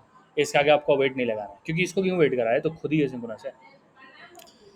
But here is a catch, await अगर आप इस्तेमाल कर रहे हो तो आपको फंक्शन के आगे एसिंक लिखना पड़ेगा, नहीं तो ये काम नहीं करेगा। तो आपको बताना पड़ेगा कि ये जो मेरा फंक्शन है ये थोड़ा सा मतलब कि एसिंक टाइप का है, मतलब ये कहेगी। और जैसे ही आप एसिंक लिखते हो ना, तुरंत आपका फंक्शन जो है वो प्रॉमिस रिटर्न करने लगता है। आपको कोई रिटर्न रिटर्न स्टेटमेंट ही नहीं लिखना है। जैसे ही आपने एसिंक यहाँ पे बोला, this function is become a promise, ये फंक्शन जो है तुरंत प्रॉमिस में कन्वर्ट हो जाता है। तो फिर इस का इस्तेमाल हम कैसे कर सकते हैं, इसका इस्तेमाल हम कैसे कर सकते हैं कि गेट इमेज टू जो है उस पे हमें अब गेट इमेज टू के कॉल पे हमें प्रॉमिस मिलेगा, और अब इस पर हम डॉट देन हमें अवेलेबल हो जाएगा। तो आपको डॉट देन मिल जाएगा यहाँ पे। तो फिर आप कुछ और ऑपरेशन करा सकते हो, लेकिन ठीक है, कोड को हम नहीं लिखते हैं। एसिंग का वेट क्लियर हो रहा है सबको, how it is working guys? कोई डाउट है एसिंग का वेट में?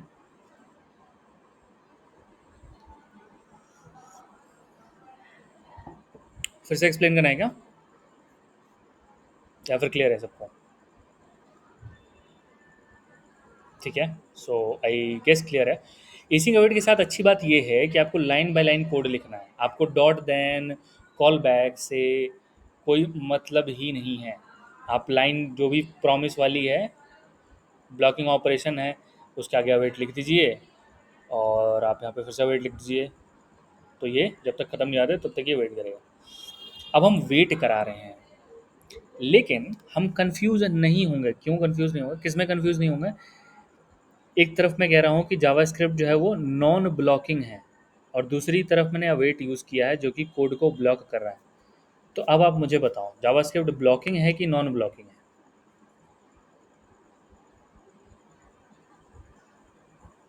नॉन ब्लॉकिंग है ना। हमने तो जानबूझ के अवेट लगाया हुआ है। वो तो कह ही रहा था कि भाई अवेट अवेट की जरूरत नहीं है, बट हमने एक्सप्लिसिटली, यानी कि हमने फोर्स किया। तो फोर्स कर रहे हैं, वो है नहीं एग्जैक्टली वो एक्सप्लिसिटली नहीं है, वो हमें फंक्शनैलिटी दे रहा है कि आप करो फोर्स, ठीक है, आप वेट करा दो, बट आप नहीं करोगे तो हम वैसे ही काम करेंगे नॉन ब्लॉकिंग और सिंक्रोनस तरीके से। तो कुछ ये सीन है। तो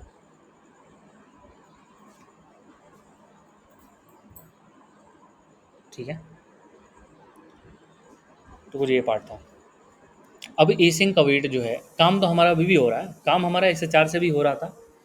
काम हमारा अगर हमने 104 देखा हो लास्ट टाइम, तो नेटवर्क रिक्वेस्ट ये भी कर रहा था, बट इसमें ढेर सारे कॉल बैक थे, तो हमने इसको कहा कि ये नहीं करेंगे। फिर काम हमारा प्रॉमिस से भी हो रहा था, ये रहा गेट इमेज फंक्शन, ये भी कर रहा था फेच डॉट देन। काम हमारा इससे भी हो रहा था, अब काम हमारा इससे भी हो रहा है, एसिंग का वेट से। तो काम तो हो ही रहे हैं, ठीक है। बट वही है कि ठीक है, थोड़ी कोड लिखने में हमें ईजी पड़ेगी, एंड यही है।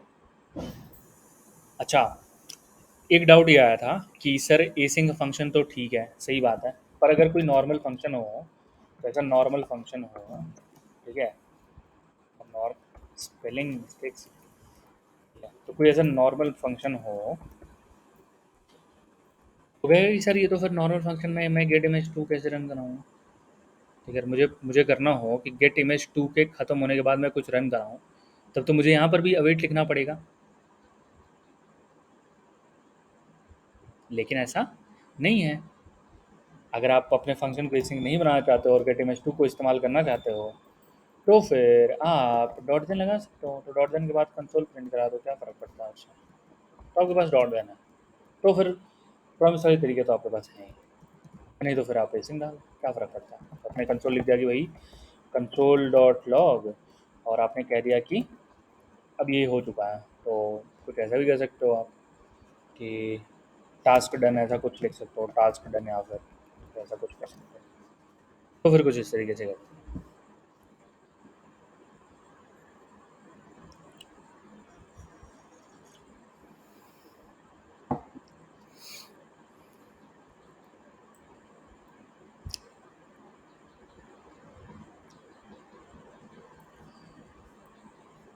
Any doubt still here guys? कोई डाउट है अभी तक?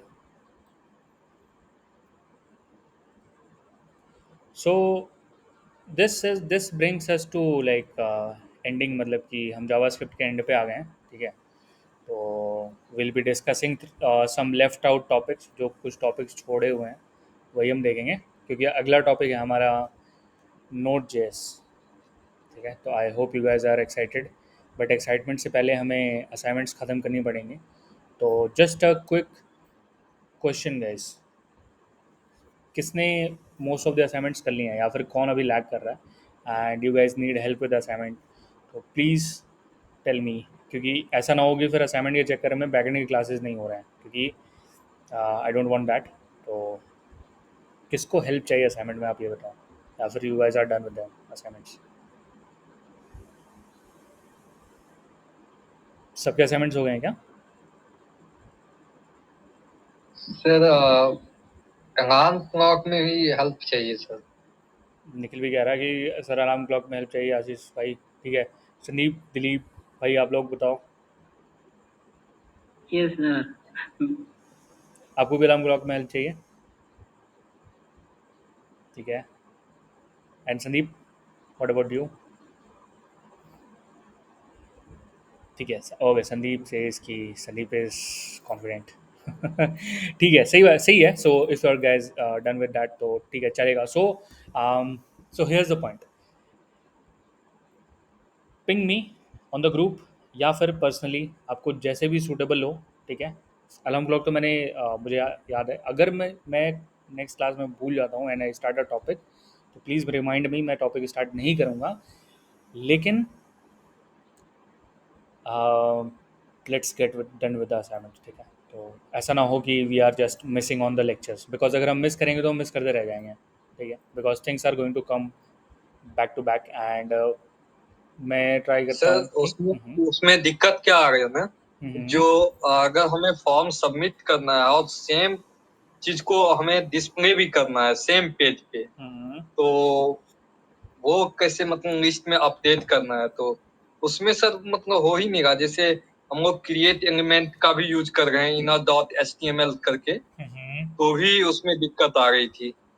तो जैसे कि तो कुछ फॉर्म सबमिट पे क्लिक कर रहे हैं, पर सबमिट नहीं करना है, उसको पेज में ही दिखा देना है, यही? यस सर, सबमिट करने के बाद हमें उसको डिस्प्ले भी करवाना है नीचे में कि अच्छा क्या अच्छा, क्या हम समझा। सबमिट करते जा रहे हैं, कौन ठीक कौन ठीक सा डाटा सबमिट कर रहे हैं। ठीक है, ठीक है। तो मतलब कि रियलिटी में कोई किसी एपीआई पे सबमिट नहीं करना, हमको बस उसी पे दिखाना है पेज में कि क्या सबमिट हुआ, राइट? हाँ सर, हाँ, हाँ सर, ओके। अपना सर्वर में नहीं जाएगा लेकिन वो हम्म। आया मतलब सिर्फ दिखाएगा सर। अच्छा अच्छा अच्छा अच्छा, ठीक है, अभी देख लेते हैं, वो तो अभी देख लेंगे, ठीक है।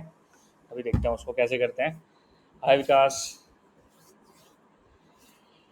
तो सर भाई लेट हुए। हाँ सर, आज लेट हो गए इधर उधर। ठीक है, एक चीज़ देख रहे हैं हम लोग, ठीक है, जो असाइनमेंट में भी है, कि एक इनपुट में डेटा फिल करेंगे और उस डेटा को लिस्ट में कैसे जोड़ेंगे सबमिट बटन दबाने पे, ठीक है। तो उसको देखते हैं, हाँ सर। ठीक है। तो गैस यही था कि प्रॉमिस वगैरह और जो एसिंग से रिलेटेड चीज़ें हैं वो अब हो चुकी हैं, ठीक है। एक चीज़ ये थी कि एक और चीज़ प्रॉमिस और अगर सेम चीज़ है, सेम फंक्शन है, प्रॉमिस और सेट टाइम आउट, प्रॉमिस भी एसिंक्रोनस है और सेट टाइम आउट भी एसिंक्रोनस है, और दोनों ही एक साथ कॉल बैक क्यू में जाने वाली हैं, तो कौन पहले जाएगा? तो इसका आंसर है, प्रॉमिस को पहले प्रेफरेंस मिलता है, तो प्रॉमिस पहले जाता है कॉल बैक क्यू में, ठीक है। सेट टाइम आउट बाद में जाएगा, तो प्रॉमिस के अंदर जो चीज़ें लिखी जाती हैं वो पहले जाती हैं सेट टाइम आउट, तो इसका ध्यान रखें। इसी बात पे देखते हैं कि एक फॉर्म बनाएंगे जिसको सबमिट करने पे हमारी लिस्ट अपडेट हो जाएगी। सर, सर हम्म, एक और क्वेश्चन। हम्म, सर जैसे हम लोग कुछ सबमिट कर रहे हैं तो हमें हम्म। दिखाता है कि एट द इंस्टेंट वो वहां पे आया लेकिन अचानक से फिर गायब हो जाता है, वो मतलब रह नहीं पाता है, तो वो किस वजह से होता है सर? कहाँ पर भाई? सर जैसे फॉर्म सबमिट करते हैं ना, हम्म, और लिस्ट में जैसे ही अपेंड करते हैं उसको इनर हम्म, डॉट एचटीएमएल का यूज करके, हम्म। तो वो सर एट द इंस्टेंट दिखता है कि मतलब सबमिट हुआ है, हम्म। लेकिन वो उसमें डिस्प्ले नहीं होता है, वो तुरंत हाथ ही आता है। यस, समझ गया भाई, समझ गया, अभी करते हैं, उसको सही करते हैं, ठीक है। देखते हैं guys। क्यों भाग जा रहा है वो, क्यों डिस्प्ले नहीं हो रहा, वो भी देखते हैं। सो नाम और लेट्स से कि नाम और ईमेल ले लेते हैं, ठीक है, और बाकी तो आप कर ही लोगे। तो ये रहा टाइप।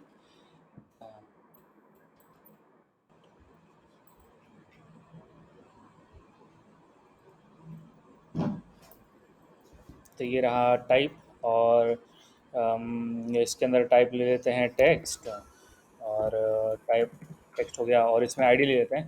आईडी जरूरत पड़ेगी क्या? आईडी जरूरत पड़ेगी, ठीक है, कर ले लेते हैं, ठीक है। या फिर ठीक है, ऑन ऑन की अप ले लेते हैं, ठीक है, ऑन की अप। सो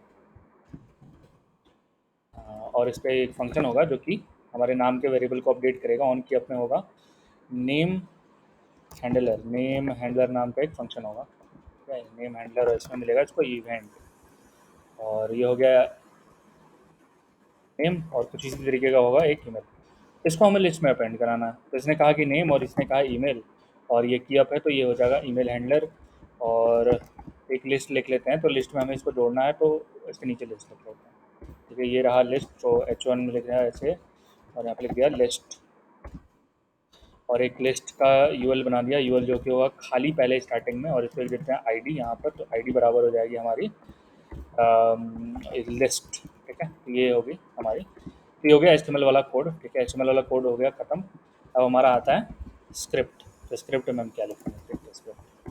स्क्रिप्ट में हम लिखेंगे, तो सबसे पहले हमें बनाना है ऑन, सबसे पहले हमें तीनों फंक्शंस को लिखना है, बस ये तीनों फंक्शन ही चाहिए, और कुछ नहीं चाहिए हमें। तो नेम हैंडलर नामक एक फंक्शन होगा, so this function will be something like here function name handler, और इसको मिल रही है इवेंट।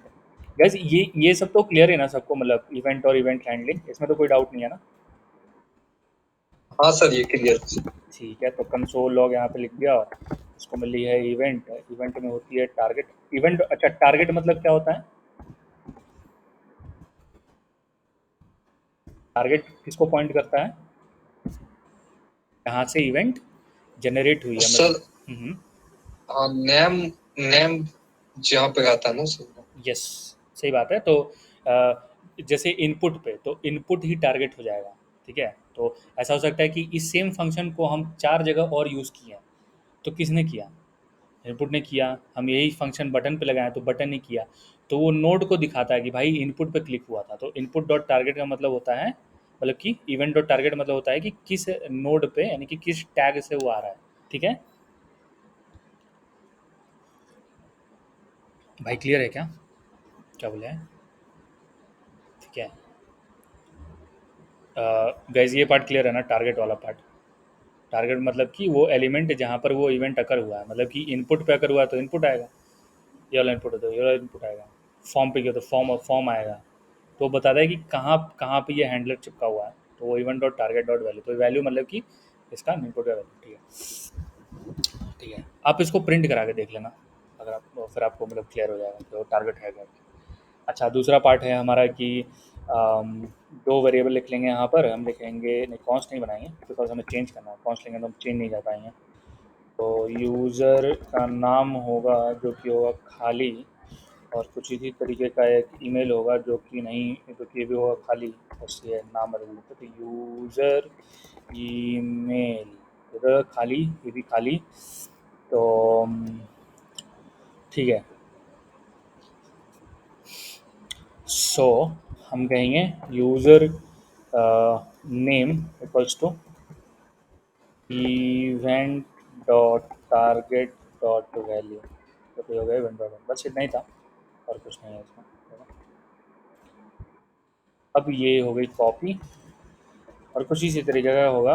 ये नेम हैंडलर, ये ईमेल हैंडलर। तो ईमेल हैंडलर में इवेंट मिला है, और यूज़र ईमेल, ठीक है। तो जो ये है वही है, हो गया। अब तीसरा फंक्शन, तीसरा और लास्ट फंक्शन है ऑन फॉर्म सबमिट। तो फॉर्म सबमिट पे हमें क्या करना है, तो हम ध्यान ध्यान से देखेंगे। तो ऑन फॉर्म सबमिट पे हमको मिल रहा है इवेंट। जैसे ही फॉर्म सबमिट करते हैं ना, तो नेटवर्क कॉल होती है, और उसका मेथड क्या होता है नेटवर्क कॉल का?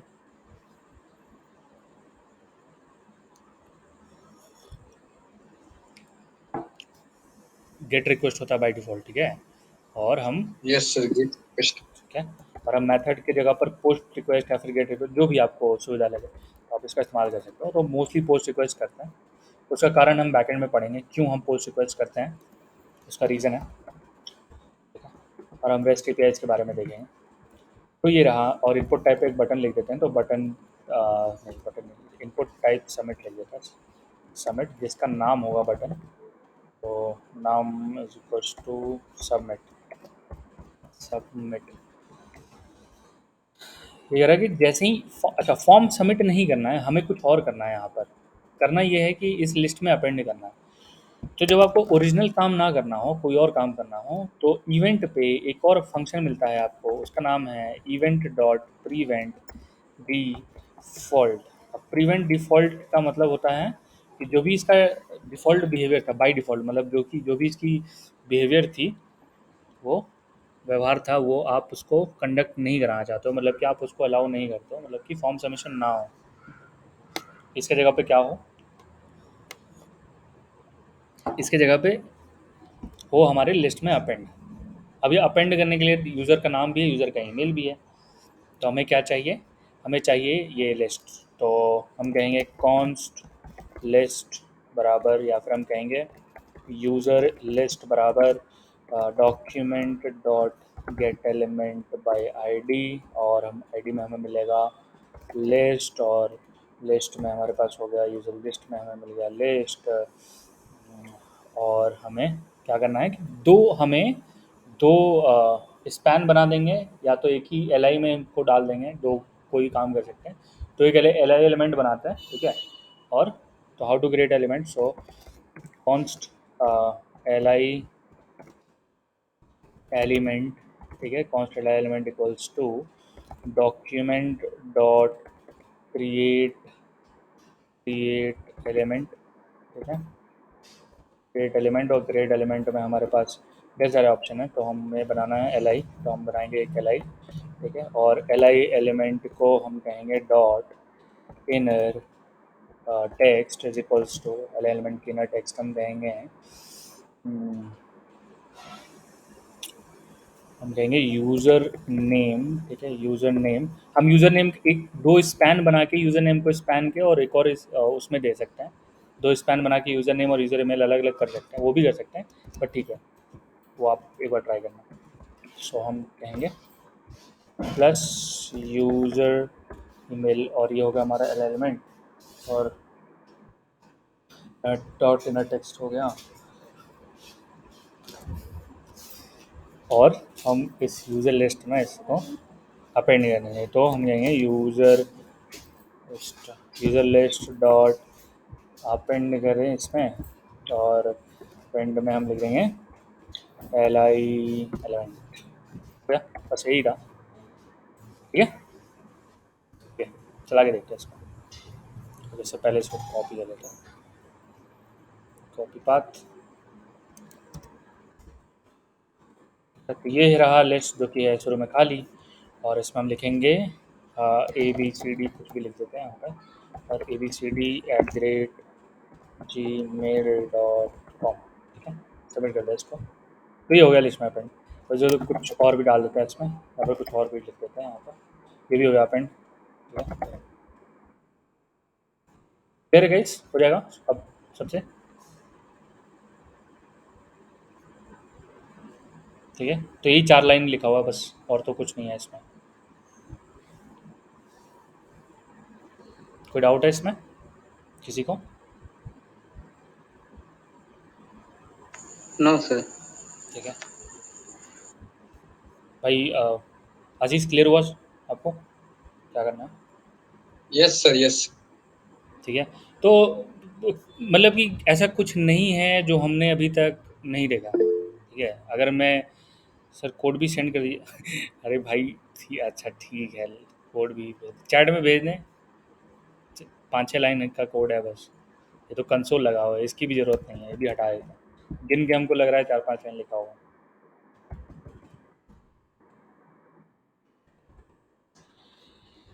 ठीक है, पॉइंट ये देख लो बस एक बार क्या करा हुआ है, क्या ही है इसमें, मतलब बार बार फिर वही चीज़ रिपीट होगी। एलिमेंट एक लिस्ट का फेच कर लो, लिस्ट क्रिएट कर लो, लिस्ट में इनर टेक्स्ट डाल दो, लिस्ट को अपेंड कर दो। सी बैक टू बैक यही काम, बैक टू बैक यही काम, और कुछ है ही नहीं। ये हमने कि अभी पढ़ लिया है। हाँ, ये ऑन सबमिट है, तो कुछ चीज़ें जो हैं आपको वो करनी पड़ेंगी, एक्सप्लोर करनी पड़ेंगी, ठीक है। तो एवरीथिंग मैं फिर बोल रहा हूँ कि I will just hint.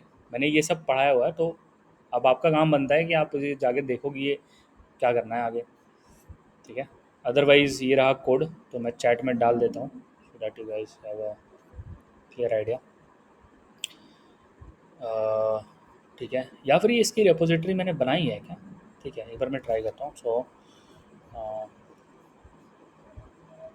Repo share कर देते, तो ये सब बनाया हुआ है रेपो में।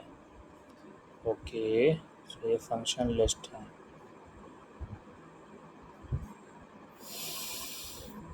ठीक है, अभी के लिए कोड भेज देता हूँ, बाकी आप देख लेना उसको। तो ये रहा कॉपी, और ये हुआ, अरे कॉपी नहीं, सर यस भाई।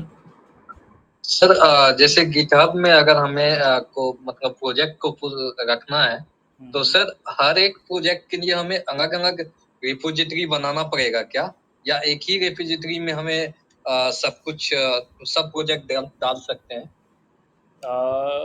अच्छा, तो ये है कि अलग अलग बनाए अलग अलग प्रोजेक्ट के लिए, ठीक है।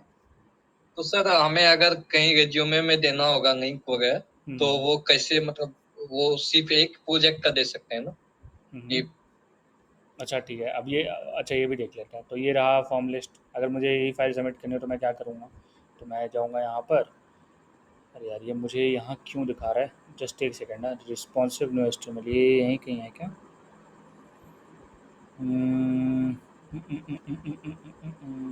इसको demo, demo VS code demo,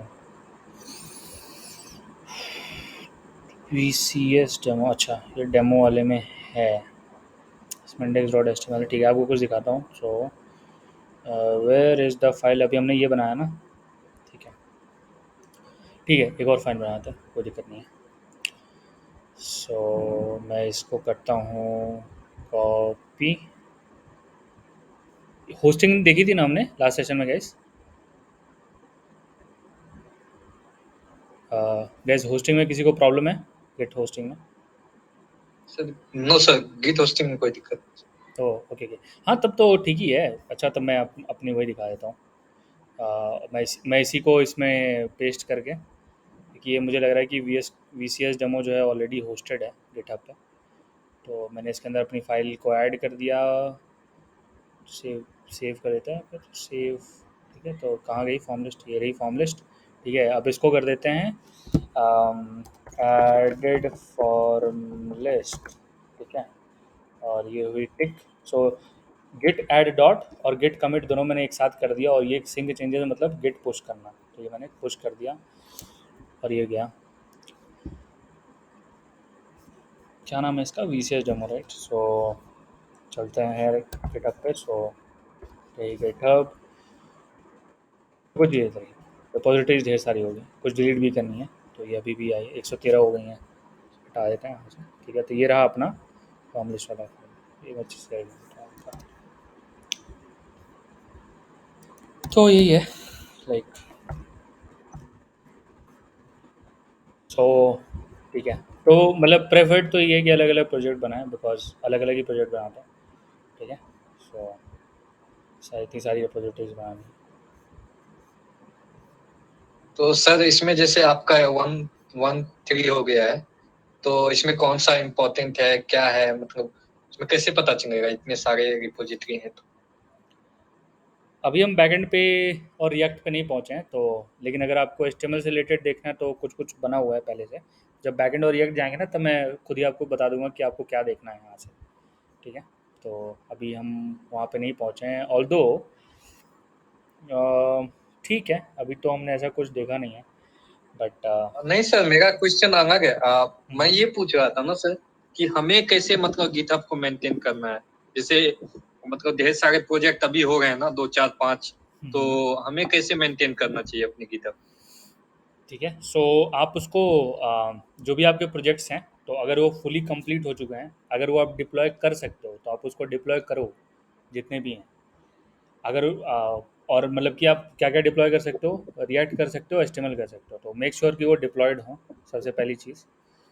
दूसरी, जैसे बैकएंड के हैं तो वो अभी आप डिप्लॉय नहीं कर पाओगे। अगर आपने हीरोकू या फिर AWS देखा है तो कोई दिक्कत नहीं है। एंड मेक श्योर कि आप रेगुलरली कुछ ना कुछ प्रोजेक्ट बना रहे हो। जो आप ये ग्रीन डॉट्स देख रहे हो ना, ये सारे, तो यस सर। ये मेरी प्रोग्रेस को बताते हैं कि दिस इज़ वेर मैं कब कितना एक्टिव था, तो ये उसी को डिफाइन कर रहे होते हैं। ठीक है। तो if okay someone sir. Someone comes to my profile, तो वो देख के मतलब यही सोचते हैं कि ठीक है यार, मतलब इसको लिया जा सकता है। ये शायद 2020 का है, तो मैंने करियर कैंप ज्वाइन करा था जनवरी में, और ये मेरा 2020 का, और नवंबर में मेरा प्लेसमेंट हुआ था। तो यस, ओके सर। ठीक है। ऑल राइट गाइस, मतलब अभी नहीं, एक बार वो कर लेते हैं अटेंडेंस। तो यहाँ पे अटेंडेंस शीट।